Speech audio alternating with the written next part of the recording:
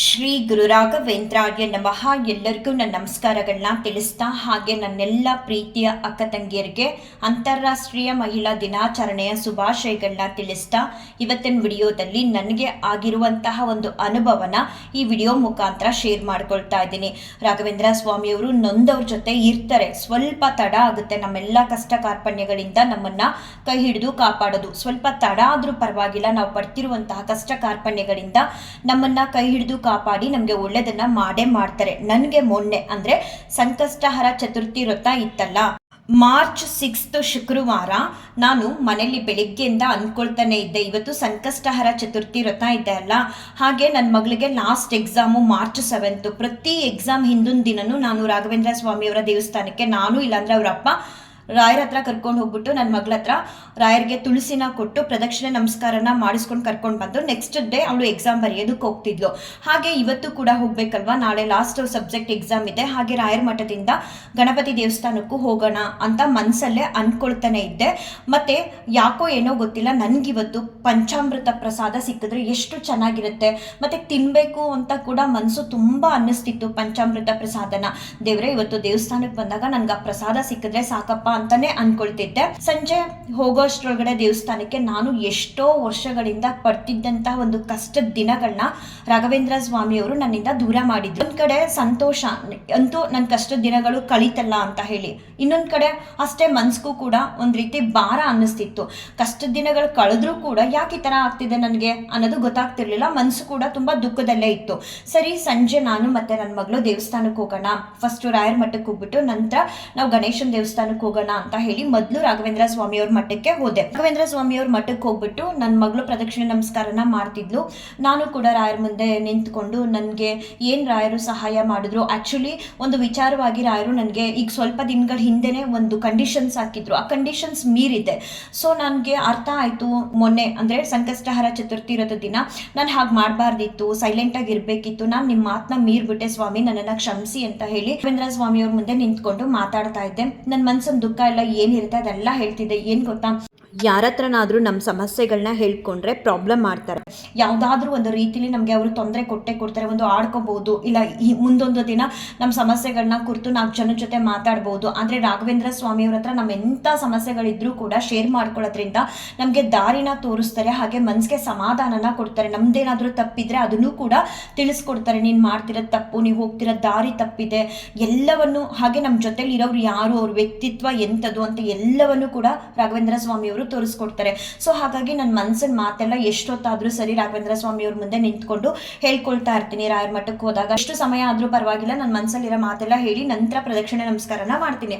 So ಹಾಗೇನೆ ಪ್ರದಕ್ಷಿಣೆ ನಮಸ್ಕಾರನ ಮಾಡ್ತಿದ್ದೆ ಶುಕ್ರವಾರ ದಿನ.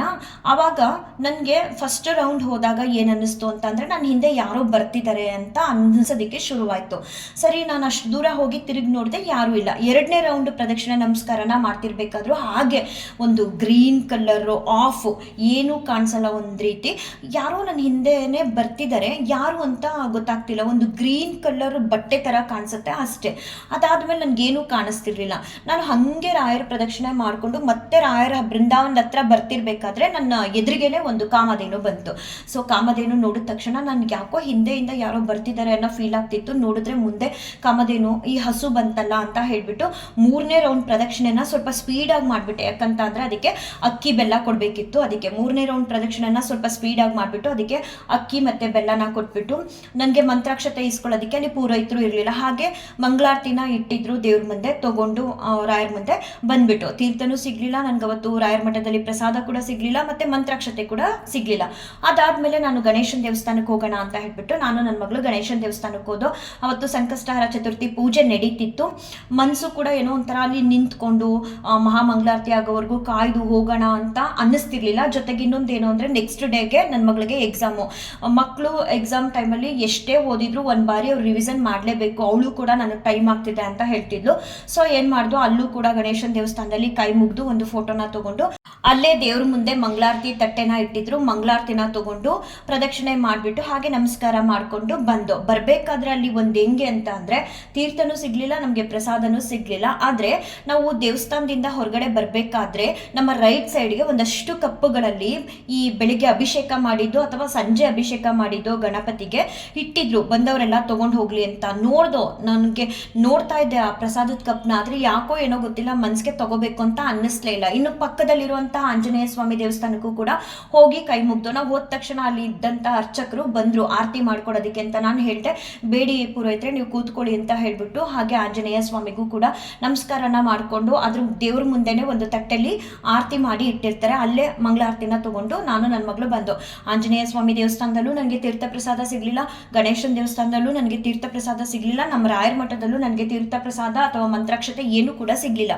ಸರಿ ಅಲ್ಲೆಲ್ಲ ಮುಗಿಸ್ಕೊಂಡು ಮನೆಗೆ ಏನು ತಗೊಂಡು ನಾನು ನನ್ನ ಮಗಳು ಬರ್ತಿರ್ಬೇಕಾದ್ರೆ ಮನ್ಸಿಗೆ ಅವಾಗ ಅನ್ನಿಸ್ತು, ಗಣಪತಿ ದೇವಸ್ಥಾನದಲ್ಲಿ ಅಭಿಷೇಕ ಮಾಡಿರುವಂಥ ಹಾಲನ್ನ ಇಟ್ಟಿದ್ರು ಕಪ್ಗಳಲ್ಲಿ, ಬಂದವರು ತಗೊಳ್ಳಿ ಅಂತ. ನಾನು ನೋಡಿದ್ರು ಕೂಡ ತಗೊಳ್ಳೋದಕ್ಕೆ ಮನಸ್ಸೇ ಆಗಲಿಲ್ವಲ್ಲ ನನಗೆ. ನಿಧಿ ನಾವೆಂಥ ನತದೃಷ್ಟರು ಇರಬೇಕು, ನಿಜವಾಗ್ಲೂ ಬೇಜಾರಾಗ್ತಿದೆ. ಈಗ ಮತ್ತೆ ವಾಪಸ್ ಹೋಗೋದಕ್ಕೆ ಆಲ್ಮೋಸ್ಟ್ ಮನೆ ಹತ್ರದವರೆಗೂ ಬಂದ್ಬಿಟ್ಟಿದ್ದು. ಇವಳಿಗೆ ಎಕ್ಸಾಮ್ ಇದೆ, ಮತ್ತು ವಾಪಸ್ ಹೋಗೋದಕ್ಕೆ ಆಗಲ್ಲ. ಹೋಗ್ಲಿ ಬಿಡಿ ಪರಮಾತ್ಮ, ಏನೋ ನಿಮ್ಮ ಸೇವೆ ಮಾಡೋಷ್ಟು ಒಂದು ಸ್ವಲ್ಪನಾದರೂ ಪುಣ್ಯ ಅನ್ನೋದನ್ನು ಕೊಟ್ಟಿದ್ದೀರಲ್ಲ, ಇರಲಿ ಪರವಾಗಿಲ್ಲ ಅಂತ ಹೇಳಿಬಿಟ್ಟು ಮನೆಗೆ ಬಂತು. ಇನ್ನು ನೆಕ್ಸ್ಟ್ ಡೇ ಅವಳಿಗೆ ಎಕ್ಸಾಮ್ ಇತ್ತು. ಎಕ್ಸಾಮ್ ದಿನ ನಂದು ಎಷ್ಟೋ ದಿನದ ಒಂದು ಕನಸನ್ನ ಕೂಡ ರಾಘವೇಂದ್ರ ಸ್ವಾಮಿಯವರು ಈಡೇರಿಸಿದ್ರು. ನಾನು ನನ್ನ ಮಗಳಿಗೆ ಎಕ್ಸಾಮ್ ಸ್ಟಾರ್ಟ್ ಆಗಿ ಆಲ್ಮೋಸ್ಟ್ 120 ಡೇಸ್ ಹತ್ರನೇ ಆಯಿತು, ಅದ್ರ ಮೇಲೆ ಆಗಿದೆ. ಗ್ಯಾಪ್ ಕೊಟ್ಟು ಒಂದೊಂದು ಸಬ್ಜೆಕ್ಟ್ಗೂ ಎಕ್ಸಾಮ್ ನಡೀತಿತ್ತು. ನಾನು ರಾಯರ ಹತ್ರ ಪ್ರತಿದಿನ ಅವಳಿಗೆ ಎಕ್ಸಾಮ್ ಇದ್ದಾಗ, ಸ್ವಾಮಿ ಇವತ್ತಿಂಥ ಸಬ್ಜೆಕ್ಟ್ ಎಕ್ಸಾಮ್ ಇದೆ, ಎಕ್ಸಾಮ್ಗೆ ಹೋಗ್ತಿದ್ದಾಳೆ, ಒಳ್ಳೇದು ಮಾಡಿ, ಇಷ್ಟೇ ನಾನು ರಾಯರ ಹತ್ರ ಕೇಳ್ಕೊಳ್ತಿದ್ದು. ಒಂದು ಸಬ್ಜೆಕ್ಟ್ಗೂ ರಾಘವೇಂದ್ರ ಸ್ವಾಮಿಯವರು ಇಲ್ಲ ಅಂದ ಹಾಗೆ ಪ್ರತಿ ಸಬ್ಜೆಕ್ಟ್ ಎಕ್ಸಾಮ್ ದಿನನೂ ಕೂಡ ಸ್ವಾಮಿ ಅವಳು ಹೋಗ್ತಿದ್ದಾಳೆ ಇವತ್ತು ಎಕ್ಸಾಮ್ಗೆ ಅಂತ ಹೇಳಿದಾಗೆಲ್ಲ ಅವಳಿಗೆ ಆಶೀರ್ವಾದನ ಮಾಡ್ತಿದ್ರು. ಮೊದಲನೇ ದಿನ ನನ್ನ ಮಗಳಿಗೆ ಹೇಳಿದೆ, ಈ ಥರ ರಾಯರ ಹತ್ರ ಕೇಳ್ಕೊಂಡಾಗ ನಿಂಗೊಂದು ಹೂ ಪ್ರಸಾದನ ಕೊಟ್ಟಿದ್ದಾರೆ ತೊಗೊಂಡು ಹೋಗಿ ಅಂತ. ಅವಳಿಗೆ ರಾಯರ ಪ್ರಸಾದನ ತೊಗೊಂಡು ಹೋಗಬಾರ್ದು ಅನ್ನೋದಕ್ಕಿಂತ ಆ ಥರ ಏನು ಭಾವನೆ ಇಲ್ಲ. ಆದರೆ ಅಲ್ಲಿ ಚೆಕಿಂಗ್ ಎಲ್ಲ ಮಾಡ್ತಾರೆ, ಫಸ್ಟ್ ಡೇ ಅಲ್ವಾ, ಸ್ವಲ್ಪ ಭಯ ಪಟ್ಕೊಂಡು ಬೇಡಮ್ಮ ನನಗೆ ಹೂವು ಅಂತ ಹೇಳಿ ಸೇವಂತಿಗೆ ಹೂವನ್ನ ಮನೆಯಲ್ಲೇ ಇಟ್ಟೋದು. ಫಸ್ಟ್ ಡೇ ಅಲ್ವಾ, ಸ್ವಲ್ಪ ಚೆಕಿಂಗ್ ಎಲ್ಲ ಬರ್ತಾರೆ, ಏನು ಮಾಡೋದು ಅನ್ನೋದೊಂದು ಟೆನ್ಷನ್ ಅವಳಲ್ಲಿತ್ತು. ರಾಯ ಪ್ರಸಾದ ಬೇಡ ಅನ್ನೋದಕ್ಕಿಂತ ಟೆನ್ಷನ್ ಇತ್ತು, ಮನೇಲೇ ಇಟ್ಟೋದ್ಲು. ಹೇಳಬೇಕಂತ ಅಂದರೆ ಫಸ್ಟ್ ಡೇ ಅವಳಿಗೆ ಮ್ಯಾಥ್ಸ್ ಇತ್ತು, ತುಂಬ ಚೆನ್ನಾಗಿ ಮ್ಯಾಥ್ಸ್ ಮಾಡ್ತಿದ್ದವಳು. ಟೈಮ್ ಶಾರ್ಟೇಜ್ ಆಗಿ ಅವಳು ಒಂದಷ್ಟು ಮಾರ್ಕ್ಸ್ನ ಅಟೆಂಡ್ ಮಾಡೋಕ್ಕಾಗದೆ ಅಳ್ತಾ ಬಂದ್ಲು ಫಸ್ಟ್ ಡೇ ಸಬ್ಜೆಕ್ಟಿನ. ಸರಿ ನಾನು ಕೂಡ ಸಮಾಧಾನ ಮಾಡಿದೆ, ರಾಘವೇಂದ್ರ ಸ್ವಾಮಿಯವರು ಇದ್ದಾರೆ, ಏನೋ ಒಂದು ದಾರಿನ ತೋರಿಸ್ತಾರೆ, so you don't worry, next ಸಬ್ಜೆಕ್ಟ್ಗೆ ನೀನು ಪ್ರಿಪೇರ್ ಆಗು ಅಂತ ಹೇಳಿ ಇನ್ನೆಲ್ಲ ಸಬ್ಜೆಕ್ಟ್ನು ಕೂಡ ತುಂಬ ಚೆನ್ನಾಗಿ ಮಾಡಿದ್ಲು. ಇನ್ನು ರಿಸಲ್ಟ್ನ ರಾಘವೇಂದ್ರ ಸ್ವಾಮಿಯವರು ಒಳಗೆ ಕೊಡಬೇಕು. ಶ್ರಮಪಟ್ಟು ಓದೋವಂತಹ ಮಕ್ಕಳ ಜೊತೆ ಯಾರು ಯಾವಾಗಲೂ ಇದ್ದೇ ಇರ್ತಾರೆ. ನೋಡೋಣ ಹೇಗೆ ನನ್ನ ಮಗಳಿಗೆ ರಿಸಲ್ಟ್ನ ಕೊಡ್ತಾರೆ ಅಂತ. ಬಟ್ ಶ್ರಮಪಟ್ಟು ಮಗಳು ಎಕ್ಸಾಮ್ ಬರೆದ್ಲು. ಎಲ್ಲ ಎಕ್ಸಾಮ್ಗೂ ಕೂಡ ರಾಘವೇಂದ್ರ ಸ್ವಾಮಿಯವರು ಎಕ್ಸಾಮ್ಗೆ ಹೋಗ್ತಿದ್ದಾಳೆ ಸ್ವಾಮಿ ಅಂತ ಕೇಳಿದಾಗ ಮನೇಲಿ ಇಲ್ಲ ಅಂದ ಹಾಗೆ, ಅಥವಾ ನಾನು ಕೇಳ್ಕೊಳ್ಳದೆ ಇದ್ರೂ ಬರೀ ತಿಳಿಸ್ತಿದ್ದೆ ಅಷ್ಟೇ, ಸ್ವಾಮಿ ಇವತ್ತಿಂಥ ಸಬ್ಜೆಕ್ಟ್ ಎಕ್ಸಾಮ್ ಇದೆ ಹೋಗ್ತಿದ್ದಾಳೆ ಅಂತ. ಅವಳಿಗೆ ಅಂತ ಹೇಳಿ ಪ್ರತಿಯೊಂದು ಸಬ್ಜೆಕ್ಟ್ ಎಕ್ಸಾಮಲ್ಲೂ ಕೂಡ ರಾಘವೇಂದ್ರ ಸ್ವಾಮಿಯವರು ಹೂವಿನ ಮೂಲಕ ಆಶೀರ್ವಾದನ ಮಾಡ್ತಿದ್ರು. ಮೊದಲನೇ ದಿನ ಅವಳು ತೊಗೊಂಡು ಹೋಗ್ತಾ ಇದ್ದಿದ್ದರಿಂದ ಅವಳಿಗೆ ಸ್ವಲ್ಪ ಟೈಮ್ ಶಾರ್ಟೇಜ್ ಆಗಿ ಒಂದಷ್ಟು ಕ್ವಶನ್ಸ್ನ ಗೊತ್ತಿದ್ರು ಕೂಡ ಅಟೆಂಡ್ ಮಾಡೋಕ್ಕಾಗಲಿಲ್ಲ ಅಂತ ಬೇಜಾರು ಮಾಡ್ಕೊಳ್ತಿದ್ಲು. ಇನ್ನು ನೆಕ್ಸ್ಟ್ ಡೇ ಎಲ್ಲ ರಾಘವೇಂದ್ರ ಸ್ವಾಮಿಯವರ ಆಶೀರ್ವಾದನ ತೊಗೊಂಡು ಹೋದ್ಲು. ಆದರೆ ಲಾಸ್ಟ್ ಸಬ್ಜೆಕ್ಟಿನ ಏನಾಯಿತು ಅಂತಂದರೆ, ನನಗೆ ಯಾಕೋ ಬೆಳಿಗ್ಗೆ ಅವಳನ್ನ ಕರ್ಕೊಂಡು ಹೋಗ್ಬೇಕಾದ್ರೆ ಮತ್ತೆ ರಾಯರ ಮಠಕ್ಕೆ ಹೋಗಬೇಕು ಅಂತ ಅನ್ನಿಸ್ತು. ಅವಳು ಕೂಡ ಅಮ್ಮ ಇವತ್ತು ಲಾಸ್ಟ್ ಸಬ್ಜೆಕ್ಟು, ನನ್ನನ್ನು ಬೆಳಿಗ್ಗೆನೇ ಹೋಗ್ತಾ ರಾಯರ ಮಠಕ್ಕೆ ಕರ್ಕೊಂಡು ಹೋಗಿ ಆಮೇಲೆ ನನ್ನನ್ನು ಡ್ರಾಪ್ ಮಾಡಿ ಅಂತ ಹೇಳಿದ್ಲು. ಸರಿ ಅಂತ ಹೇಳಿಬಿಟ್ಟು ನಾನು ಶನಿವಾರ ಬೆಳಿಗ್ಗೆ ರಾಯರ ಮಠಕ್ಕೆ ಅಂತ ಹೋದೆ. ನನ್ನ ಫ್ರೆಂಡು ಯಾವಾಗಲೂ ಹೇಳೋರು, ರಶ್ಮಿ ಪ್ರತಿ ಗುರುವಾರ ರಾಯರ ಮಠದಲ್ಲಿ ಇನ್ನೂ ಪೂಜೆನೇ ಆಗಿರಲ್ಲ, ಅಷ್ಟು ಬೇಗ ಎದ್ದು ನೀನು ಪೂಜೆ ಮಾಡ್ತೀಯಾ. ನಾವು ಎಷ್ಟೋ ಬಾರಿ 7:30 8 o'clock ಎಲ್ಲ ಹೋದಾಗ ಅವಾಗ ನಮ್ಮೂರಲ್ಲಿರುವಂಥ ರಾಯರ ಮಠದಲ್ಲಿ ಅಲಂಕಾರನ ಮಾಡ್ತಿರ್ತಾರೆ, ಆದರೆ ಆಲ್ರೆಡಿ ನೀನು ಪೂಜೆನೇ ಮಾಡಿಬಿಟ್ಟಿರ್ತೀಯ ಅಂತ ಹೇಳ್ತಾನೆ ಇದ್ರು. ಆಗ್ತಾನೆ ಎಲ್ಲ ಕ್ಲೀನಿಂಗ್ ಮಾಡ್ತಿರ್ತಾರೆ ರಶ್ಮಿ, ಪ್ರತಿ ಗುರುವಾರ ನಾನು ಹೋದಾಗೆಲ್ಲ ಹಾಗೆ ಆಗುತ್ತೆ ಆಲ್ಮೋಸ್ಟು, ಇಲ್ಲ ಅಲಂಕಾರನ ಆಗ ತಾನೇ ಶುರು ಮಾಡಿರ್ತಾರೆ ಅಂತ ನಾನು ಇರ್ಬೋದೇನೋ ಅಂತ ಅನ್ಕೊಳ್ತಿದ್ದೆ. ಯಾಕಂದರೆ ಅಷ್ಟು ಬೇಗ ನಾನು ಯಾವತ್ತೂ ಹೋಗಿರಲಿಲ್ಲ. ಆದರೆ ನಿನ್ನೆ ಅಂದರೆ ಶನಿವಾರ ಹೋದಾಗ ಹೌದು ಅಂತ ಅನ್ನಿಸ್ತು. ಯಾಕಂತಂದರೆ 8 ಗಂಟೆ ಆಗಿತ್ತು, ಡೋರ್ ಕೂಡ ಮೇನ್ ಡೋರ್ ಓಪನ್ ಆಗಿತ್ತು, ರಾಯರ ಬೃಂದಾವನದ ಹತ್ರ ಇರುವಂತಹ ಡೋರ್ನ ಓಪನ್ ಮಾಡಿರಲಿಲ್ಲ. ಆವಾಗೆಲ್ಲ ಕಸ ಗುಡಿಸಿ ನೀರು ಹಾಕಿ ತೊಳಿತಿದ್ರು. ನಾನಂದೆ ನನ್ನ ಮಗಳಿಗೆ, ಹೋಗು ಪರವಾಗಿಲ್ಲ, ಒಳಗಡೆ ರಾಯರು ನೋಡ್ತಿರ್ತಾರೆ, ಸೈಡಿಂದ ನಮಸ್ಕಾರ ಮಾಡ್ಕೊಂಡು ಬಾ ಅಂತ ಹೇಳಿ ಕಳಿಸಿದ್ಮೇಲೆ ನಾನು ಗಾಡಿಲೇ ನಿಂತಿದ್ದೆ. ನಂದು ತುಂಬ ದಿನಗಳೊಂದು ಆಸೆ ಏನಿತ್ತು ಅಂದರೆ ರಾಯರ ಮಠದಲ್ಲಿ ಕಸ ಗುಡಿಸ್ಬೇಕು ಅನ್ನೋ ಒಂದು ಆಸೆ ತುಂಬ ದಿನ ಅನ್ನಿಸ್ತಿತ್ತು. ಮತ್ತು ನಾನು ರಾಯರ ಹತ್ರ ಕೂಡ ಹೇಳ್ಕೊಳ್ತಿದ್ದೆ, ಸ್ವಾಮಿ ನನಗೆ ಯಾವತ್ತಾದರೂ ಒಂದಿನ ಅವಕಾಶ ಕೊಡಿ ನಿಮ್ಮದು ಮಠದೊಳಗಡೆ ಕಸ ಗುಡಿಸೋದಕ್ಕೆ ಅಂತ ಹೇಳಿ. ಸುಮ್ಮನೆ ನಿಂತಿದ್ದೆ ಗಾಡಿಲೇನೆ, ಒಳಗಡೆ ಹೋಗದೆ, ಈಗ ಮಗಳು ಹೋಗಿ ಬರಲಿ ಸಾಕು ಅಂತ ಹೇಳಿಬಿಟ್ಟು. ಸಡನ್ನಾಗಿ ನಾನು ಹಿಂಗೆ ನಿಂತಿದ್ದೀನಿ, ಆಂಟಿ ನೋಡಿದ್ರೆ ಅಲ್ಲಿ ಕಸ ಗುಡಿಸ್ತಿದ್ದಾರೆ, ನಾನು ಯಾಕೆ ಕಸ ಗುಡಿಸ್ಬಾರ್ದು ಅಂತ ಹೇಳ್ಬಿಟ್ಟು ಸಾಕ್ಸ್ನ ರಿಮೂವ್ ಮಾಡಿ ಹೋಗಿ ಕಸನ ಗುಡಿಸ್ತೀನಿ ಕೊಡಿ ಅಂತ ಕೇಳಿಕೊಂಡು ಆಂಟಿ ಹತ್ರ ನಾನು ಕಸ ಗುಡಿಸ್ದೆ. ಎಷ್ಟೋ ದಿನದಿಂದ ಈ ಸೇವೆನ ಮಾಡಬೇಕು ಅನ್ನೋ ಆಸೆ ಇತ್ತು. ನಿನ್ನೆ ಆ ಆಸೆ ನನಗೆ ಈಡೇರಿತು. ಕಸ ಗುಡಿಸ್ಬಿಟ್ಟು ನನ್ನ ಕೈಲಾದಷ್ಟು, ಮತ್ತು ಟೈಮ್ ಆಗುತ್ತೆ ಮಗಳನ್ನ ಎಕ್ಸಾಮ್ ಸೆಂಟ್ರಿಗೆ ಬಿಡೋದಕ್ಕೆ ಅಂತ ಹೇಳಿಬಿಟ್ಟು ಆಂಟಿಗೆ ಹೇಳಿ ರಾಯರಿಗೂ ಕೂಡ ತಿಳಿಸ್ಬಿಟ್ಟು ಬರ್ತೀನಪ್ಪ ಅಂತ ಹೇಳಿ ಬಂದೆ. ಏನೋ ಗೊತ್ತಿಲ್ಲ, ರಾಯರ ಹತ್ರ ಕೇಳ್ಕೊಂಡಿದ್ದೆ ನಾನು, ಸ್ವಾಮಿ ನನಗೊಂದಿನ ಅವಕಾಶ ಕೊಡಿ ಕಸ ಗುಡಿಸೋದಕ್ಕೆ ಅಂತ. ನಿನ್ನೆ ನನಗೆ ಅವಕಾಶನ ರಾಘವೇಂದ್ರ ಸ್ವಾಮಿಯವರು ಮಾಡಿಕೊಟ್ರು. ಅದಾದ ಮೇಲೆ ನಿನ್ನೆ ಶನಿವಾರ ಇರೋದ್ರಿಂದ ನಾನು, ನಮ್ಮ ಮನೆಯವರು ಮತ್ತು ನನ್ನ ಮಗಳು 3 ಜನ ಕೂಡ ಆಂಜನೇಯ ಸ್ವಾಮಿ ದೇವಸ್ಥಾನಕ್ಕೆ ಹೋಗ್ತೀವಿ. ಇತ್ತೀಚೆಗಂತೂ ಪ್ರತಿ ಶನಿವಾರ ಕೂಡ ಹೋಗ್ತೀನಿ ಆಂಜನೇಯ ಸ್ವಾಮಿ ದರ್ಶನನ ಪಡೆಯೋದಕ್ಕೆ ಅಂತ ಹೇಳಿ. ನಿನ್ನೆ ಕೂಡ ಹೋಗಿದ್ವಿ. ಹೋದಾಗ ಮೊದಲು ಗಣೇಶನ ದೇವಸ್ಥಾನಕ್ಕೆ ಹೋದ್ವಿ. ಒಂದೇ ಕಡೆ ಎರಡೂ ಕೂಡ ಅಟ್ಯಾಚ್ ಆದಂಗಿದೆ. ಸರಿ, ಗಣೇಶ ದೇವಸ್ಥಾನಕ್ಕೆ ಹೋಗ್ಬಿಟ್ಟು ಅರ್ಚಕರು ಕೂಡ ಮಹಾಮಂಗಳಾರತಿನ ಮಾಡಿ ಕೊಟ್ಟರು. ನಾನು ಆರತಿ ತಗೊತಾ ಇರಬೇಕಾದ್ರೆ ಗಣಪತಿ ಹತ್ರ ಕೇಳ್ಕೊಂಡೆ, ಸ್ವಾಮಿ ನಿನ್ನೆ ಇದೇ ಸಮಯಕ್ಕೆ ಇದೇ ಜಾಗದಲ್ಲಿ ಬಂದು ನಿಂತಿದ್ವಿ, ಆದರೆ ಪೂಜೆ ಆಗೋವರೆಗೂ ಅಂದರೆ ಕೊನೆ ತನಕ ನಾನು ಕಾಯಲಿಲ್ಲ, ಅರ್ಧಕ್ಕೆ ಹೊಟ್ಟೋದೆ, ಮಗಳಿಗೆ ಎಕ್ಸಾಮ್ ಇತ್ತು ಅನ್ನೋ ಕಾರಣಕ್ಕೆ. ತೀರ್ಥ ಪ್ರಸಾದ ನನಗೇನು ಕೂಡ ಸಿಗಲಿಲ್ಲ. ಇವತ್ತಾದರೂ ಏನಾದರೂ ಸಿಗುತ್ತಾ ನನಗೆ ತೀರ್ಥ ಪ್ರಸಾದ ಅಂತ ಅಂದ್ಕೊಂಡೇ ಸತ್ಯವಾಗ್ಲೂ ಇದನ್ನಂತೂ ನನಗೆಷ್ಟು ಖುಷಿ ಆಗುತ್ತೆ ಅಂತ ಅಂದರೆ ಈ ಅನುಭವ ಹೇಳೋದಕ್ಕೆ. ಮಂಗಳಾರತಿನ ತಗೊಂಡು ಅರ್ಚಕರು ಹೋಗ್ಬಿಟ್ಟು ಮಂಗಳಾರತಿ ತಟ್ಟೆನ ಇಟ್ಟು ಮತ್ತೆ ಬರ್ತಾ ಒಂದು ಕ್ಯಾರಿಯರ್ನ ಎತ್ಕೊಂಡು ಬಂದು ಪ್ರಸಾದನ ಕೊಟ್ಟರು. ಆ ಪ್ರಸಾದ ಏನಾಗಿತ್ತು ಅಂತ ಅಂದರೆ ಪಂಚಾಮೃತ ಪ್ರಸಾದ ಆಗಿತ್ತು. ನಿನ್ನೆ ನಾನು ಏನು ಕೇಳ್ಕೊಳ್ತಿದ್ದೆ, ನಾನು ದೇವಸ್ಥಾನಕ್ಕೆ ಹೋದಾಗ ಇವತ್ತು ಈ ಪ್ರಸಾದನ ತಿನ್ನಬೇಕು ಅಂತ ಅನ್ನಿಸ್ತಿದ್ದೆ, ಈ ಪ್ರಸಾದ ಸಿಕ್ಕಿದ್ರೆ ಎಷ್ಟು ಚೆನ್ನಾಗಿರುತ್ತೆ ಅಂತ. ಅದೇ ಪ್ರಸಾದನ ನಿನ್ನೆ ಗಣಪತಿ ದೇವಸ್ಥಾನದಲ್ಲಿ ಕೊಟ್ಟರು. ಶುಕ್ರವಾರ ಅಂದ್ಕೊಂಡಿದ್ದು ಶನಿವಾರ ನನಗೆ ಕೈಗೆ ಅದೇ ಪ್ರಸಾದ ಸಿಕ್ತು. ಮತ್ತು ಇನ್ನೊಂದೇನು ವಿಶೇಷ ಅಂತ ಅಂದರೆ, ನಾವು ಸಾಮಾನ್ಯವಾಗಿ ಪ್ರತಿ ಶನಿವಾರ ಆಂಜನೇಯ ಸ್ವಾಮಿ ದೇವಸ್ಥಾನಕ್ಕೆ ಹೋದಾಗೆಲ್ಲ ಗಣೇಶನ ದೇವಸ್ಥಾನಕ್ಕೆ ಹೋಗ್ತೀವಿ. ಯಾವತ್ತೂ ಕೂಡ ಇಷ್ಟು ಶನಿವಾರಗಳಲ್ಲಿ ಈ ರೀತಿ ಪ್ರಸಾದ ಕೊಟ್ಟೇ ಇರಲಿಲ್ಲ. ಹೋಗ್ತಿದ್ವಿ, ಮಹಾಮಂಗಳಾರತಿ ಮಾಡ್ಕೊಡೋರು, ಆರತಿ ತಗೊಳ್ತಿದ್ದೋ, ಅರ್ಚಕರು ಕೊಟ್ಟಾಗ ತೀರ್ಥ ತಗೊಳ್ಳೋವು, ಪ್ರದಕ್ಷಿಣೆ ಮಾಡ್ಕೊಂಡು ವಾಪಸ್ ಬರುವ. ಆದರೆ ನಿನ್ನೆ ಎಂಥ ಆಶ್ಚರ್ಯ ಅಂತ ಅಂದರೆ, ನಾನು ಶುಕ್ರವಾರ ಏನು ಪ್ರಸಾದ ಬೇಕು ಗಣೇಶನ ದೇವಸ್ಥಾನದಲ್ಲಿ ಅಂತ ಆಸೆ ಪಟ್ಟಿದ್ನೋ ಅದೇ ಪ್ರಸಾದನ ಪಾಪ ಯಾರೋ ಪುಣ್ಯಾತ್ಮರು ಮನೆಗಳಲ್ಲಿ ಮಾಡಿಸಿದ್ರು ಏನೋ, ನನಗೊಂದು ಗೊತ್ತಿಲ್ಲ. ನಿಜವಾಗ್ಲೂ ಭಗವಂತ ಎಷ್ಟು ಚೆನ್ನಾಗಿ ನನ್ನ ಜೊತೆ ನಾನು ಇದ್ದೀನಿ ಅನ್ನೋದನ್ನು ತೋರಿಸ್ಕೊಡ್ತಾರೆ ಅಂತ ಅಂದರೆ, ಶುಕ್ರವಾರ ಸಿಗದೆ ಇರೋ ಪ್ರಸಾದ ನಾನು ಆಸೆ ಪಟ್ಟಿದ್ದು ಶನಿವಾರ ಅದೇ ದೇವಸ್ಥಾನದಲ್ಲಿ ಪಂಚಾಮೃತ ಪ್ರಸಾದ ಸಿಕ್ತು. ಯಾರೋ ಪುಣ್ಯಾತ್ಮರು ಮನೆಯಿಂದ ಮಾಡ್ಕೊಂಡು ಬಂದಿದ್ರು ಅಂತ ಅನಿಸುತ್ತೆ. ನನಗೆ ಆ ಪ್ರಸಾದ ಸಿಕ್ತು. ತುಂಬ ಅಂದರೆ ತುಂಬ ಖುಷಿ ಆಯಿತು. ಏನು ಫೀಲ್ ಮಾಡ್ಕೊಳ್ತಿದ್ದೆ ನಾನು, ನತದೃಷ್ಟೇ ಇರ್ಬೋದು. ಯಾಕಂತಂದರೆ ಅಭಿಷೇಕದ್ದು ಹಾಲು ಕೂಡ ತಗೋಬೇಕು ಅನ್ನೋ ಮನಸ್ಸೇ ಆಗಲಿಲ್ಲ. ಯಾಕಂದರೆ ಮನಸ್ಸು ಕೂಡ ಸರಿ ಇರಲಿಲ್ಲ ಅಂತ ಎಲ್ಲ ಬೇಸರ ಪಟ್ಕೊಂಡು ಮನೆ ಹತ್ರ ಬರುವಾಗ ಬೇಜಾರು ಮಾಡ್ಕೊಳ್ತಿದ್ದೆ, ವಾಪಸ್ ಕೂಡ ಹೋಗೋಕ್ಕಾಗಲ್ಲ ಅಂತ. ಅದೇ ಒಂದು ದಿನ ಕಾದ ನಂತರ ಅದೇ ಪ್ರಸಾದ ನನಗೆ ಸಿಕ್ತು. ತುಂಬ ಅಂದರೆ ತುಂಬ ಖುಷಿ ಆಯಿತು. ಮತ್ತು ಇನ್ನೊಂದು ವಿಶೇಷ ಏನಂತ ಅಂದರೆ, ಅಲ್ಲೇ ಪಕ್ಕದಲ್ಲಿರೋ ಆಂಜನೇಯ ಸ್ವಾಮಿ ದೇವಸ್ಥಾನಕ್ಕೆ ಹೋದೆ. ತುಂಬ ಖುಷಿ ಪಟ್ಟೆ. ಪ್ರಸಾದ ಅಲ್ಲೇ ಕುತ್ಕೊಂಡು ತಿಂದೆ. ಅದಾದಮೇಲೆ ಆಂಜನೇಯ ಸ್ವಾಮಿ ದೇವಸ್ಥಾನಕ್ಕೆ ಹೋಗ್ಬಿಟ್ಟು ಆಂಜನೇಯ ಸ್ವಾಮಿ ದೇವ್ರ ಮುಂದೆನೂ ಕೂಡ ನಾನು ಏನೋ ನನ್ನ ಮನಸ್ಸಲ್ಲಿ ಇರೋದನ್ನು ಕೇಳಿಕೊಂಡು ಅವ್ರಿಗೆ ಒಂದು ಕನಕಾಂಬರ ಹೂನ ಹಾಕಿದ್ರು ಕತ್ತತ್ರ. ನನಗೆ ಇವಾಗ ಬೇಡ್ತಿರ್ಬೇಕಾದ್ರೆ ಸ್ವಾಮಿ ಹತ್ರ ಕೇಳ್ಕೊಳ್ತಿದ್ದೆ, ನಾನು ಏನೆಲ್ಲ ನಿಮ್ಮ ಹತ್ರ ಹೇಳ್ಕೊಳ್ತಿದ್ದೀನಿ ನನ್ನ ಇಷ್ಟಾರ್ಥಗಳನ್ನ, ಅದೆಲ್ಲವನ್ನು ಕೂಡ ನನ್ನ ಬದುಕಲ್ಲಿ ನೀವು ಈಡೇರಿಸ್ತೀರಾ ಅನ್ನೋದಾದರೆ ಆ ಹೂನ ನನಗೆ ಯಾಕೆ ನೀವು ಆಶೀರ್ವಾದ ಮಾಡಿ ಕೊಡಬಾರ್ದು ಅಂತ ನಾನು ಆಂಜನೇಯ ಸ್ವಾಮಿ ಮುಂದೆ ನಿಂತ್ಕೊಂಡು ಕೇಳ್ಕೊಳ್ತಾ ಇದ್ದೆ. ಸರಿ, ಪೂರೈತರು ನಮಗೆ ಆರತಿ ಮಾಡಿ ಕೊಟ್ಟರು, ಆರತಿನ ತೊಗೊಂಡು ತೀರ್ಥ ಕೊಟ್ಟರು, ತೀರ್ಥನ ತೊಗೊಂಡೆ. ಅದಾದ ಮೇಲೆ ನಂಬೋದಕ್ಕೆ ಅಸಾಧ್ಯ, ನನಗೆ ಆಂಜನೇಯ ಸ್ವಾಮಿ ಕತ್ತತ್ರ ಇತ್ತಲ್ಲ ಕನಕಾಂಬರ ಹೂನ ಕೇಳ್ತಿದ್ನಲ್ಲ, ನೀವ್ಯಾಕೆ ನನಗೆ ಆ ಹೂನ ಆಶೀರ್ವಾದ ಮಾಡಬಾರ್ದು ಅಂತ. ಅವ್ರು ಹೋಗ್ಬಿಟ್ಟು ಡೈರೆಕ್ಟಾಗಿ ಎಷ್ಟು ಹೂ ಹಾಕಿದ್ರು ಅಂದರೆ, ತುಂಬ ಸ್ವಲ್ಪ ತುಳಸಿನೇ ಹಾಕಿದ್ರು ಆಂಜನೇಯ ಸ್ವಾಮಿ ಮೇಲೆ, ಅದ್ರ ಮಧ್ಯ ಕನಕಾಂಬರ ಹೂನ ಕತ್ತತ್ರ ಹಾಕಿದ್ರು ಆಂಜನೇಯ ಸ್ವಾಮಿ ಕತ್ತತ್ರ.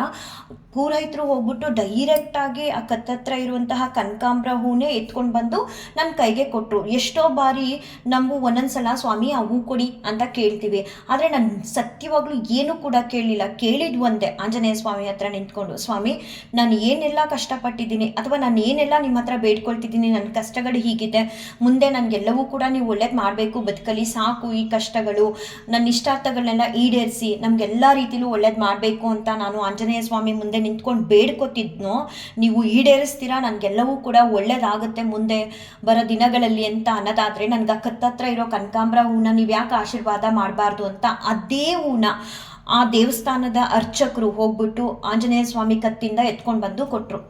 ಎಷ್ಟು ಖುಷಿ ಆಯಿತು ಅಂತ ಅಂದರೆ ನಿಜವಾಗ್ಲೂ ನಮ್ಮ ಒಂದೊಂದು ಮಾತುಗಳು ಕೂಡ ಭಗವಂತನಿಗೆ ತಲುಪುತ್ತೆ. ಯಾಕೆ ತಲುಪಲ್ಲ? ಭಗವಂತ ಭಕ್ತಿಗೆ ಒಲ್ದೇ ಒಲಿತಾನೆ. ಸ್ವಲ್ಪ ತಡ ಆಗ್ಬೋದು ಅಷ್ಟೇ, ಕಾರಣ ಇಲ್ಲದೆ ಯಾವುದೊಂದು ಕೂಡ ಯಾರ ಬದುಕಲ್ಲೂ ನಡೆಯಲ್ಲ. ಏನೇ ಆಗಲಿ ಒಳ್ಳೆದಕ್ಕೆ ಆಗುತ್ತೆ ಅಂತ ಅದನ್ನು ನಾವು ಸ್ವೀಕಾರ ಮಾಡಬೇಕು. ಅಯ್ಯೋ ಕಷ್ಟ ಬಂತಲ್ಲ, ಅಯ್ಯೋ ನನಗೆ ಹಿಂಗಾಯ್ತಲ್ಲ, ಯಾಕೆ ಈ ಥರ ಆಯಿತು ನನಗೇನೆ ಅಂತ ಹೇಳಿ ದೇವ್ರಿಗೆ ಮಾಡುವಂತಹ ಸೇವೆಯನ್ನ ಅರ್ಧಕ್ಕೆ ಕೈ ಬಿಡಬಾರ್ದು. ನೀನು ನನ್ನ ಕೈ ಬಿಟ್ಟರು ಪರವಾಗಿಲ್ಲ, ನಾನು ಮಾತ್ರ ನಿಮ್ಮ ಮೇಲೆ ನಂಬಿಕೆನ ಕಳ್ಕೊಳ್ಳಲ್ಲ ಅಂತ ಹೇಳಿ ಭಗವಂತನ ಮೇಲೆ ಅಚಲವಾದ ನಂಬಿಕೆ ಇಟ್ಕೊಂಡು ಭಗವಂತನ ಸೇವೆನ ಮಾಡಬೇಕು. ಏನೇ ಆಗಲಿ, ನಿಮ್ಗೊಂದು ದುಃಖ ಆಯ್ತಾ ಅಥವಾ ಒಂದು ಸಂತೋಷ ಆಯ್ತಾ ಅಥವಾ ಬೇಸರ ಆಯ್ತಾ, ಏನೇ ಆಗಲಿ ಭಗವಂತನ ನಾವು ಬ್ಲೈಂಡ್ ಮಾಡದೆ, ಸ್ವಾಮಿ ಇದೆಲ್ಲ ನಿಮ್ಮಿಂದ ಆಗ್ತಿದೆ, ನೀವೇ ಇದಕ್ಕೆಲ್ಲ ಕಾರಣ, ನನಗೆ ಸಂತೋಷ ಆಗಲಿ ದುಃಖ ಆಗಲಿ ಏನೇ ಆಗಲಿ ಎಲ್ಲದಕ್ಕೂ ನೀನೇ ಮೂಲ ಕಾರಣ ಅಂತ ಹೇಳಿ ಭಗವಂತನ ಮೇಲೆ ನಂಬಿಕೆ ಇಟ್ಟು ಅವನ ಸೇವೆನ ಮಾಡಿದ್ರೆ, ಭಗವಂತನ ಸೇವೆನ ಭಗವಂತ ಯಾಕೆ ನಮ್ಗೆ ಒಲಿಯಲ್ಲ, ಯಾಕೆ ನಮ್ಮ ಇಷ್ಟಾರ್ಥಗಳನ್ನ ಈಡೇರಿಸಲ್ಲ? ಖಂಡಿತ ಈಡೇರಿಸ್ತಾರೆ. ನಮ್ಮ ಕಷ್ಟಗಳನ್ನು ಕೂಡ ಕಳೀತಾರೆ. ಕಷ್ಟಗಳನ್ನ ಕಳೆದು ನಮ್ಮ ಇಷ್ಟಾರ್ಥಗಳನ್ನು ಕೂಡ ಈಡೇರಿಸ್ತಾರೆ. ಸಮಯ ಅನ್ನೋದು ಬರಬೇಕು. ಸಮಯ ಅನ್ನೋದು ಬಂದಾಗ ನಾವಂತ ಎಲ್ಲ ನೋವುಗಳನ್ನು ಕೂಡ ಒಂದೇ ಸಮನೆ ನಮ್ಮಿಂದ ತೆಗೆದು ಒಳ್ಳೆಯದನ್ನ ಮಾಡೇ ಮಾಡ್ತಾರೆ. ನಾವು ಅವರಲ್ಲಿ ಶ್ರದ್ಧಾ ಭಕ್ತಿಯಿಂದ ಅವ್ರ ಸೇವೆನ ಮಾಡ್ತಾ ಅವ್ರ ಮೇಲೆ ನಂಬಿಕೆ ಇಡಬೇಕು. ನಿಜವಾಗ್ಲೂ ನಾನು ಊಹೆ ಕೂಡ ಮಾಡ್ಕೊಂಡಿರಲಿಲ್ಲ. ನಾನು ಶುಕ್ರವಾರ ಏನೋ ಒಂದು ಪ್ರಸಾದನ ಆಸೆಪಟ್ಟು ಅದು ಮಿಸ್ ಆಗಿ ಶನಿವಾರ ನನ್ನ ಕೈಗೆ ಸಿಗುತ್ತೆ ಅಂತ. ಅಷ್ಟು ಮಾತ್ರ ಅಲ್ಲ, ಆಂಜನೇಯ ಸ್ವಾಮಿ ಮುಂದೆ ನಿಂತ್ಕೊಂಡು ಸ್ವಾಮಿ ಹತ್ರ ನನಗೆ ಆ ಹೂ ಬೇಕು, ನೀವು ಆಶೀರ್ವಾದ ಯಾಕೆ ಮಾಡಬಾರ್ದು ಅಂತ ಕೇಳ್ತಿರ್ಬೇಕಾದ್ರೆ ಅದೇ ಸಮಯಕ್ಕೆ ಅರ್ಚಕರು ಹೋಗ್ಬಿಟ್ಟು ಅದೇ ಹೂ ಎತ್ಕೊಡ್ತಾರೆ. ಯಾಕೆ? ಭಗವಂತ ನಮ್ಮ ಮಾತು ಪ್ರತಿಯೊಂದನ್ನು ಕೇಳಿಸ್ಕೊಳ್ಳೋದ್ರಿಂದ ತಾನೇ ಈ ಥರ ಎಲ್ಲ ನಡೆಯೋದಕ್ಕೆ ಸಾಧ್ಯ. ಭಗವಂತನಿಗೆ ನಮ್ಮ ಮಾತುಗಳಾಗಲಿ ನಮ್ಮ ಕಷ್ಟಗಳಾಗಲಿ ತಲುಪಲ್ಲ ಅಂತ ಅಂದಿದ್ರೆ ಈ ಥರ ನಡೆಯೋದಕ್ಕೆ ಸಾಧ್ಯನೇ ಆಗ್ತಿರ್ಲಿಲ್ಲ. ನಾವು ಭಗವಂತನಲ್ಲಿ ಭಕ್ತಿ ಅನ್ನೋದನ್ನು ಹೆಚ್ಚಾಗಿ ಮಾಡಿದಾಗ ಪ್ರತಿಯೊಂದು ನಮ್ಮ ಮಾತುಗಳನ್ನು ಕೂಡ ಭಗವಂತ ಕೇಳಿಸ್ಕೊಳ್ತಿರ್ತಾನೆ, ನೋಡ್ತಿರ್ತಾನೆ. ಹಾಗೆ ಭಗವಂತನಿಂದ ನಮಗೆ ಸ್ಪಂದನೆ ಕೂಡ ಸಿಗುತ್ತೆ. ನಾವು ಕಾಯಬೇಕು ಭಗವಂತ ಮತ್ತು ನಮ್ಮ ಮಧ್ಯ ಅಂತ ಒಂದು ಬಾಂಧವ್ಯ ಕ್ರಿಯೇಟ್ ಆಗೋವರೆಗೂ ನಾವು ನಮಗೆ ಬರ್ತಿರುವಂತಹ ಕಷ್ಟ ಕಾರ್ಪಣ್ಯಗಳಿಗೆ ಭಗವಂತನೇ ಮೂಲ ಕಾರಣ ಅಂತ ದೂಷಣೆ ಮಾಡದೆ, ಭಗವಂತನಿಂದ ದೂರ ಉಳಿದೆ ಇನ್ನೂ ಭಗವಂತನಿಗೆ ಹತ್ರ ಆಗಬೇಕು. ಕೊಡ್ತೀಯಪ್ಪ ಕಷ್ಟನ ಕೊಡು, ಎಷ್ಟು ಕೊಡ್ತೀಯ, ನಿನಗೆ ಗೊತ್ತಿಲ್ಲದೆ ನಡೀತಿದೆಯಾ ಇದೆಲ್ಲ ಅಂತ ಹೇಳಿ ಭಗವಂತನಿಗೆ ನಾವು ಹತ್ರ ಆಗುವಂತಹ ಪ್ರಯತ್ನನ ಪಟ್ಟಾಗ ನೋಡಿ ಈ ರೀತಿ ಎಲ್ಲ ಅನುಭವಗಳಾಗುತ್ತೆ. ನಿಜವಾಗ್ಲೂ ನನಗೆಷ್ಟು ಆಶ್ಚರ್ಯ ಆಯಿತು ಅಂತ ಅಂದರೆ, ಈ ಗಣಪತಿ ಚತುರ್ಥಿ ದಿನ ಆ ದೇವಸ್ಥಾನದಲ್ಲಿ ಏನು ಪ್ರಸಾದ ಮಾಡಿಸಿದ್ರು ಅನ್ನೋದು ಕೂಡ ನನಗೆ ಗೊತ್ತಿಲ್ಲ. ಯಾಕಂದರೆ ಲಾಸ್ಟ್ವರೆಗೂ ನಾನು ಇರಲಿಲ್ಲ. ನಾನು ಬಯಸಿದ್ದು ಪಂಚಾಮೃತ ಪ್ರಸಾದ ಸಿಗಬೇಕು ಅಂತ. ಕೊನೆವರೆಗೂ ಕಾಯ್ದೆ ನಾನು ಹಾಗೆ ಮನೆಗೆ ಬಂದೆ. ಶುಕ್ರವಾರ ಭಗವಂತ ಕರೆದು ಯಾರ್ದೋ ಮನೆಯಲ್ಲಿ ಮಾಡಿಸಿ ಪ್ರಸಾದನ ನನ್ನ ಕೈಗೆ ತಲುಪಿಸ್ತಾ. ನಾನು ಇಷ್ಟಪಟ್ಟಿದ್ದ ಪ್ರಸಾದನೇ ತಾನೇ ಅದು. ಅದನ್ನು ಹೇಗೆ ತಲುಪಿಸಿದ್ರು? ಈಗ ನಾನೇ ನಮ್ಮ ಮನೆಯಿಂದ ಏನಾದರೂ ಮಾಡ್ಕೊಂಡು ಹೋಗಿದ್ನ? ಇಲ್ಲ, ಯಾರ್ದೋ ಮನೇಲಿ ಮಾಡಿಸಿ ಭಗವಂತ ಅದನ್ನು ನನ್ನ ಕೈಗಿತ್ತ. ಯಾಕೆ? ನಮ್ಮಲ್ಲಿ ಒಂದು ಒಳ್ಳೆತನ ಇದ್ದರೆ, ನಮ್ಮಲ್ಲಿ ಒಂದು ಭಕ್ತಿ ಅನ್ನೋದಿದ್ರೆ ಭಗವಂತ ನಾವು ಇಷ್ಟಪಟ್ಟಿದ್ದನ್ನ ಕೊಟ್ಟೇ ಕೊಡ್ತಾರೆ. ತಡ ಆದರೂ ಸರಿ. ಹಾಗೆ ನಮ್ಮೆಲ್ಲ ಕಷ್ಟ ಕಾರ್ಪಣ್ಯಗಳನ್ನು ಕೂಡ ನಮ್ಮಿಂದ ದೂರ ಮಾಡ್ತಾರೆ. ನಾನು ಎಷ್ಟೋ ಬಾರಿ ನನ್ನ ವಿಡಿಯೋಗಳಲ್ಲಿ ಪಾರಿವಾಳ ಕಾಗೆಗಳೆಲ್ಲ ತೋರಿಸ್ತಾನೆ ಬರ್ತಿದ್ದೀನಿ. ನಮ್ಮ ಮನೆ ಹತ್ರ ಇವತ್ತಿಗೂ ಕೂಡ ಈ ಸ್ಟಾರ್ಟಿಂಗ್ ವಿಡಿಯೋದಲ್ಲೇ ಇವತ್ತು ನೀವು ನೋಡ್ಬೋದು, ಒಂದು ನಾನು ಏನೇ ಬಿಸಿ ಆಗಿದ್ರು ಸರಿ, ಒಂದೇ ಒಂದು ಕಾಗೆ ಬಂದು ಕೂತ್ಕೊಂಡು ನಮ್ಮ ಮನೆ ಹತ್ರ ಕೂಗಿದ್ರು ಸರಿ, ಎಲ್ಲ ಕೆಲಸಗಳನ್ನು ಬಿಟ್ಟು ನಾನು ಫಸ್ಟು ಆ ಕಾಗೆಗೆ ಏನು ಕೊಡಬೇಕು ಅದನ್ನು ಕೊಡೋದಕ್ಕೆ ಹೋಗ್ತೀನಿ. ಇವತ್ತು ಅಷ್ಟೇ ಆ್ಯಕ್ಚುಲಿ ನನ್ನ ಕೈ ಹತ್ರನೇ ಬಂದು ತೊಗೊಂಡು ಅನ್ನದಗ್ಲನ್ನ ತಿನ್ನುತ್ತೇನೋ ಅಂತ ಅಂದ್ಕೊಳ್ತಿದ್ದೆ. ಸ್ವಲ್ಪ ಭಯಪಟ್ಟು ಎಗ್ರಿ ಹೋಗ್ತಿತ್ತು. ಆಮೇಲೆ ಅಲ್ಲಿ ಕೆಳಗಡೆ ಹಾಕಿದಾಗ ಅನ್ನದಗ್ಲನ್ನ ತೊಗೊಂಡು ತಿಂತು. ನಮ್ಮ ಭಕ್ತಿ ಭಗವಂತನಿಗೆ ಇಷ್ಟ ಆದರೆ ನಮ್ಮ ಒಳ್ಳೆ ಮನಸ್ಸು ಪ್ರಾಣಿ ಪಕ್ಷಿಗಳಿಗೆ ಇಷ್ಟ ಆಗುತ್ತಂತೆ. ಆದಷ್ಟು ಮನುಷ್ಯರ ಮೇಲೆ ನಂಬಿಕೆ ಅನ್ನೋದನ್ನು ಇಟ್ಕೋಬೇಡಿ. ಮನುಷ್ಯರಿಗೆ ಹೆಚ್ಚಿನ ಸಮಯ ಅನ್ನೋದನ್ನು ಕೊಡಬೇಡಿ. ಮನುಷ್ಯ ಯಾವಾಗ ಬೇಕಾದರೂ ನಮ್ಮ ಕೈ ಬಿಡ್ತಾನೆ, ಮತ್ತು ಯಾವಾಗ ಬೇಕಾದರೂ ನಮಗೆ ತೊಂದರೆ ಕೊಡುವಂತಹ ಪ್ರಯತ್ನನ ಮಾಡ್ತಾನೆ, ಯಾವಾಗ ಬೇಕಾದರೂ ನಮಗೆ ನೋವು ಕೊಡುವಂತಹ ಪ್ರಯತ್ನನ ಮಾಡ್ತಾನೆ. ಆದರೆ ನಾವು ಭಗವಂತನ ಮೇಲೆ ನಂಬಿಕೆನ ಇಟ್ಟು ಭಗವಂತನ ಮೇಲೆ ಅಪಾರವಾದ ಒಂದು ಪ್ರೀತಿನ ಮತ್ತು ಭಕ್ತಿನ ಬೆಳೆಸ್ಕೊಂಡಾಗ ಭಗವಂತ ನಮ್ಗೆಂಥ ಕಷ್ಟ ಕಾರ್ಪಣ್ಯಗಳು ಬಂದರೂ ಕೂಡ ನಮ್ಮನ್ನು ಕೈ ಬಿಡ್ದ ಹಾಗೆ ಪ್ರತಿ ನಮ್ಮ ಕಷ್ಟಗಳ ಜೊತೆ ಇದ್ದು ನಮ್ಮನ್ನು ಕಾಪಾಡ್ತಾನೆ. ಅಷ್ಟು ಮಾತ್ರ ಅಲ್ಲ, ನಮ್ಮ ಇಷ್ಟಾರ್ಥಗಳನ್ನೆಲ್ಲ ಈಡೇರಿಸ್ತಾರೆ. ಇದಕ್ಕೆ ಉದಾಹರಣೆ ನಾನು ಆಲ್ರೆಡಿ ಸ್ಟಾರ್ಟಿಂಗೇ ಹೇಳ್ಕೊಂಡೆ, ಈ ಥರ ಪಂಚಾಮೃತ ಪ್ರಸಾದದ ಕತೆ ಅಂತ ನಿಮ್ಗೆ ಅನ್ನಿಸ್ಬೋದು. ಆದರೆ ಒಂದೊಂದು ಇಂಚಿಂಚು ನನಗೆ ಆಗೋ ಅನುಭವಗಳಿದೆಯಲ್ಲ, ಅದಕ್ಕೆ ಬೆಲೆ ಕಟ್ಟೋದಕ್ಕೆ ಅಸಾಧ್ಯ. ಪದಗಳಿಂದ ನನಗಾಗೋ ಅನುಭವಗಳನ್ನ ಹೇಳೋದಕ್ಕೆ ಯಾವ ಪದಗಳನ್ನ ಬಳಸಿದ್ರು ಸಾಕಾಗಲ್ಲ ಅಂತ ಅನಿಸುತ್ತೆ. ಅಷ್ಟು ಮಿರಾಕಲ್ ಅನಿಸುತ್ತೆ. ಆ ಪೂರೈತರು ನನಗೆ ಆರತಿ ಕೊಟ್ಟು ಆರತಿ ತಗೊಳ್ಳೋಂಥ ಸಮಯದಲ್ಲಿ ನಾನು ಗಣಪತಿ ಹತ್ರ ಬೇಡ್ಕೊಂಡೆ, ಇವತ್ತಾದರೂ ನನಗೆ ತೀರ್ಥ ಪ್ರಸಾದ ಸಿಗುತ್ತಾ ಅಂತ. ಅವ್ರು ಹೋಗಿ ಆರತಿ ತಟ್ಟೆನ ಇಟ್ಬಿಟ್ಟು ಬರ್ತಾ ಒಂದು ಕ್ಯಾರಿಯರಲ್ಲಿ ತಂದು ಪಂಚಾಮೃತ ಪ್ರಸಾದನೇ ಕೈ ಒಳಗಡೆ ಇಡ್ತಾರೆ. ಎಷ್ಟು ಮಿರಾಕಲ್ ಇದು. ಹಾಗೆ ಆಂಜನೇಯ ಸ್ವಾಮಿ ಮುಂದೆನೂ ನಿಂತ್ಕೊಂಡು, ಸ್ವಾಮಿ ನನಗೆ ಅದೇ ಹೂ ಬೇಕು, ನಾನೆಲ್ಲ ನಿಜವಾಗ್ಲೂ ನೆನ್ನೆ ಕೂಡ ನಾನು ಮನಸ್ಸು ಬೇಜಾರಾಗಿ ಸಿಕ್ಕಾಬಟ್ಟೆ ಹತ್ತಿದ್ದೆ. ಆದರೆ ದೇವಸ್ಥಾನಕ್ಕೆ ಹೋದಾಗ ಎಷ್ಟು ನೆಮ್ಮದಿ ಅಂತ ಅನ್ನಿಸ್ತು ಅಂದರೆ ಅಷ್ಟಿಷ್ಟಲ್ಲ. ಆ ಆಂಜನೇಯ ಸ್ವಾಮಿ ಕತ್ತಲಿದ್ದಂತಹ ಕನಕಾಂಬ್ರ ಹೂನ ಪೂರೈತರೆ ಹೋಗಿ ಎತ್ಕೊಂಡು ಬಂದು ಕೊಟ್ಟಾಗ ಎಷ್ಟು ಸಂತೋಷ ಆಯಿತು ಅಂದರೆ, ಅದು ನಾನು ಕೇಳಿದ್ದೆ, ಸ್ವಾಮಿ ಅದನ್ನು ಆಶೀರ್ವಾದವಾಗಿ ನೀವು ಯಾಕೆ ಕೊಡಬಾರ್ದು, ನನಗೆ ಕೊಡಿ ಅಂತ. ನೋಡಿದ್ರೆ ಆ ಸ್ವಾಮಿ ಪೂಜೆ ಮಾಡೋರೆ ಹೋಗ್ಬಿಟ್ಟು ಆಂಜನೇಯ ಸ್ವಾಮಿ ಕತ್ತಿಂದ ಅದೇ ಕನಕಾಂಬ್ರ ಹೂನ ತಂದುಕೊಟ್ರು. ಇದರೇ ರಾಯರು ನಾವು ನಮ್ಗೆ ಒಳ್ಳೇದಾಗೋವರೆಗೂ ಬರೋವಂತಹ ಕಷ್ಟಗಳಿಗೆ ಭಗವಂತನೇ ಕಾರಣ ಅಂತ ಹೇಳಿ ಬೇಸರ ಪಟ್ಕೊಳ್ದೆ, ಭಗವಂತನ ನಿಂದನೆ ಮಾಡದೆ, ಭಗವಂತ ಇನ್ನೂ ನೀನು ಎಷ್ಟೇ ಕಷ್ಟ ಕೊಡು, ನಾನು ನಿನ್ಗೆ ಹತ್ರ ಆಗ್ತೀನಿ ಹೊರತು ದೂರ ಆಗಲ್ಲ ಅಂತ ಹೇಳಿ ಭಗವಂತನ ಸೇವೆನ ಮಾಡಿದಾಗ ಈ ರೀತಿ ಎಲ್ಲ ಅನುಭವಗಳನ್ನು ಭಗವಂತ ನಮ್ಮ ಜೊತೆಲಿದ್ದು ಮಾಡ್ತಾರೆ. ನಿಜವಾಗ್ಲೂ ನಾವು ಮೆಚ್ಚೋದೇ ಆದರೆ ಭಗವಂತನ ಮೆಚ್ಚಿಸ್ಬೇಕು. ಯಾಕಂತ ಅಂದರೆ ಪ್ರತಿ ನಮ್ಮ ಕಷ್ಟದಲ್ಲೂ ಭಗವಂತ ಬಂದು ನಿಲ್ತಾನೆ ಹೊರತು ಮನುಷ್ಯರಲ್ಲ. ಮತ್ತು ಪ್ರತಿ ನಮ್ಮ ಇಷ್ಟಾರ್ಥಗಳಲ್ಲಿ ಭಗವಂತ ಬಂದು ನಮ್ಮ ಜೊತೆ ನಿಂತು ನಮ್ಮ ಇಷ್ಟಾರ್ಥಗಳನ್ನ ಪೂರೈಸ್ತಾರೆ ಹೊರತು ಮನುಷ್ಯರಲ್ಲ. ಮನುಷ್ಯರು ಬರೀ ಸ್ವಾರ್ಥಿಗಳಷ್ಟೇ. ಅವ್ರ ಕೆಲಸ ಆಗೋವರೆಗೂ ಇರ್ತಾರೆ, ಅವ್ರ ಕೆಲಸ ಆದಮೇಲೆ ಯಾರು ಏನಾದ್ರೇನು ಅಂತ ಬಿಟ್ಟು ಹೋಗ್ತಾ ಇರ್ತಾರೆ. ಆದರೆ ಭಗವಂತ ಆ ಥರ ಅಲ್ಲ. ನಮಗೆ ನೋವು ಕೊಟ್ಟವ್ರಿಗೂ ಕೂಡ ಉತ್ತರ ಅನ್ನೋದನ್ನ ನಮ್ಮ ಮುಖಾಂತರ ಕೊಡಿಸ್ತಾರೆ. ನೋವು ಕೊಟ್ಟವ್ರಿಗೆ ಒಂದು ದಿನ ಆದರೆ ನೋವು ಪಟ್ಕೊಂಡವ್ರಿಗೆ ಒಂದು ದಿನನ ಭಗವಂತ ಕೊಟ್ಟೇ ಕೊಡ್ತಾರೆ. ಭಗವಂತ ಅಂದರೆ ರಾಘವೇಂದ್ರ ಸ್ವಾಮಿಯವರು ಎಲ್ಲರಿಗೂ ಒಳ್ಳೇದು ಮಾಡಲಿ. ನನಗಾಗಿರೋ ಈ ಒಂದು ಅನುಭವನ ಫಿಲ್ಟ್ರ್ ಇಲ್ದಂಗೆ ಎಲ್ಲೂ ಕೂಡ ಒಂದು ಚೂರು ಮಿಸ್ ಆದಂಗೆ ಹೇಳಿ ಈ ವಿಡಿಯೋದಲ್ಲಿ ತಿಳಿಸಿದ್ದೀನಿ. ಆ್ಯಕ್ಚುಲಿ ನಿನ್ನೆ ಸಂಜೆನೆ ವಿಡಿಯೋ ಮಾಡಬೇಕಿತ್ತು. ನಿನ್ನೆ ಸಂಜೆ ನನಗಾಗಿದ್ದು ಈ ಮಿರಾಕಲ್ಲು. ರಾತ್ರಿ ದೇವಸ್ಥಾನದಿಂದ ಬಂದ ಮೇಲೆ ಅಡುಗೆ ಕೆಲಸಗಳೆಲ್ಲ ಇತ್ತು, ಒಂದು ಪೋಸ್ಟ್ ಹಾಕ್ಬಿಟ್ಟು ಇವತ್ತು ವಿಡಿಯೋ ಮಾಡೋಣ ಅಂತ ಹೇಳಿ ವಿಡಿಯೋ ಮುಖಾಂತರ ತಿಳಿಸ್ತಿದ್ದೀನಿ. ನನ್ನ ರಾಘವೇಂದ್ರ ಸ್ವಾಮಿಯವರು ಎಲ್ಲರಿಗೂ ಒಳ್ಳೇದು ಮಾಡಲಿ, ಎಲ್ಲರನ್ನೂ ಕಾಪಾಡಲಿ. ಶ್ರೀ ಕೃಷ್ಣಾರ್ಪಣಮಸ್ತು, ಶ್ರೀ ಕೃಷ್ಣಾರ್ಪಣಮಸ್ತು, ಶ್ರೀ ಕೃಷ್ಣಾರ್ಪಣಮಸ್ತು.